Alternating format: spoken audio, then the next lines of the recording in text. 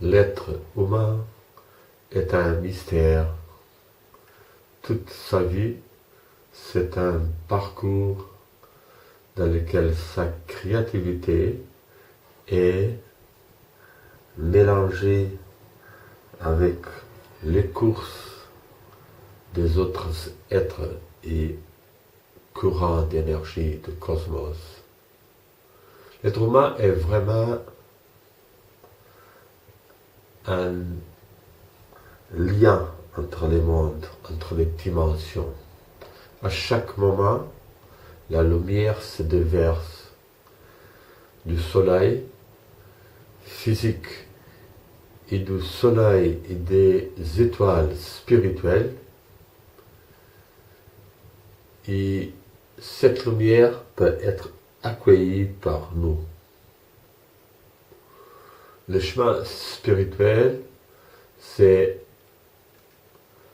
d'une certaine façon ou vision, c'est surtout cette capacité de nous ouvrir à la lumière divine, à la lumière cosmique, à la lumière spirituelle. Cette rencontre entre la lumière de nous-mêmes avec la lumière du cosmos ou la lumière des autres personnes et des êtres, c'est le grand art de la vie et aussi l'art de l'amour. On peut dire que l'amour, c'est l'énergie omniprésente, divine, qui soutient tout l'univers. Même à niveau des particules, à niveau des atomes, au niveau des affinités chimiques, des cristaux.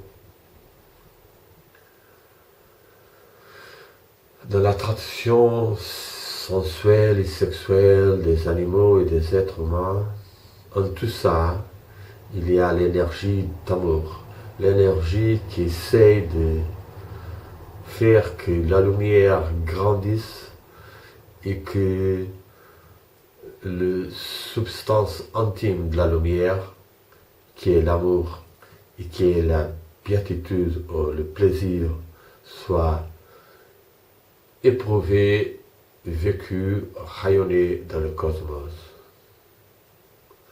Le cosmos, c'est une grande école pour devenir des créateurs de lumière et d'amour. Si on a plus d'attention à cette mélange constant entre lumière, parmi les sombres, il est nuit et les moments où la lumière paraît disparaître,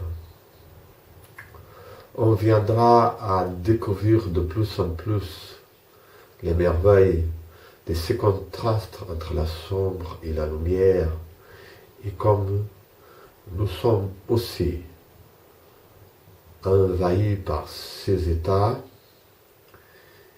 et comme nous devons regrouper nos énergies, surtout en des moments spécifiques, pour devenir vraiment un être conscient de cet accord entre sa lumière et la lumière divine.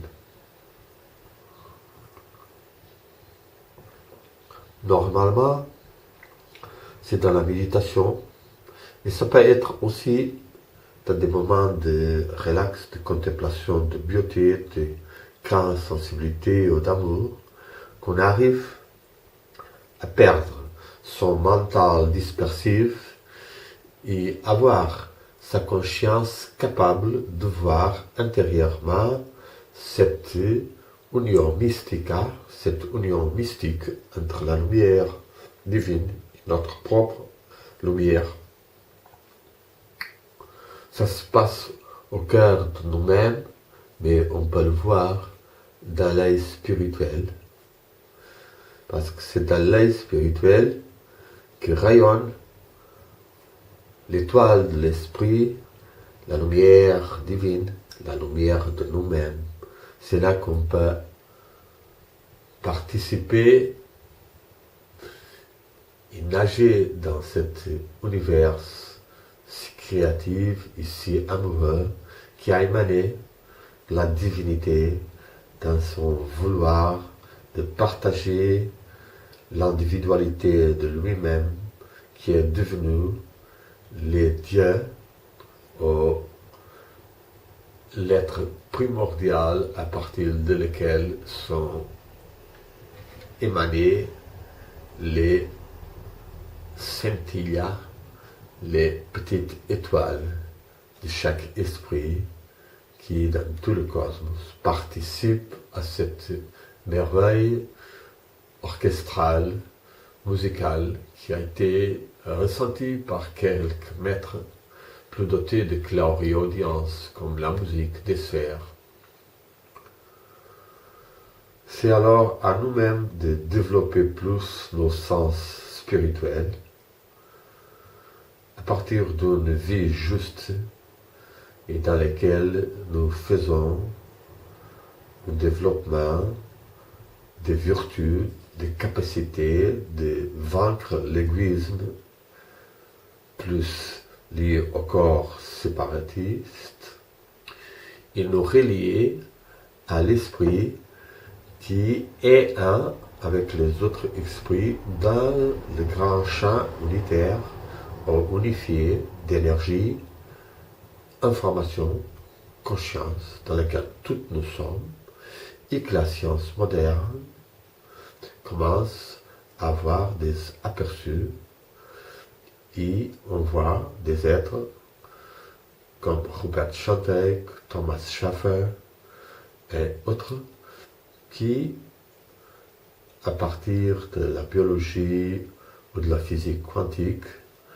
arrivent à comprendre et à recevoir quelques intuitions de ce champ unitaire de conscience qui était appelé par les anciens la anima mundi.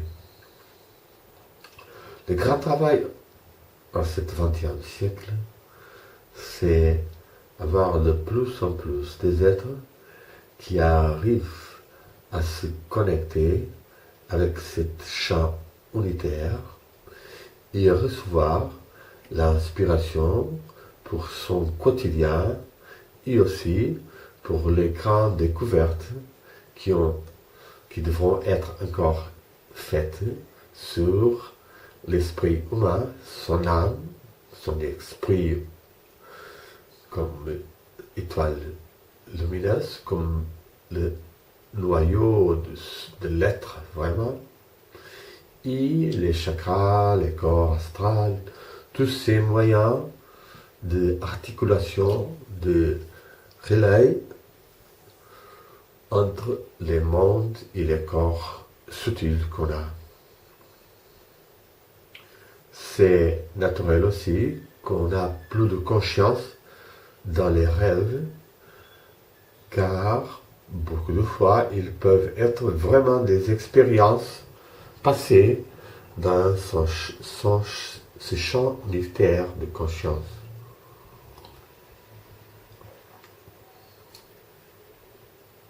Nous sommes à une époque fabuleuse. On a une capacité de partage des expériences, de connaissances scientifiques, artistiques, musicales, spirituelles incroyables. Il faut vraiment disconnecter tout le bruit, toute la désinformation, toutes les manipulations, toutes les fausses spiritualités pour qu'on se concentre plus vraiment dans cet éveil spirituel en tout notre être, de façon à qu'on soit vraiment relié avec l'esprit et avec ce champ unitaire qui, à un certain niveau, on peut l'appeler aussi le monde des esprits, le monde spirituel, où sont nos ancêtres, où sont les maîtres, où sont les anges, certainement à un niveau au plan différent. Chaque être doit cultiver plus, être plus reconnaissante aux priants, pour les ancêtres, pour les amis qui ont parti, parce que la télépathie, la communication mentale, ça existe. C'est une réalité connaissable, bien que la science plus dure et plus matérialiste ne veulent pas accepter. Mais c'est le problème avec eux.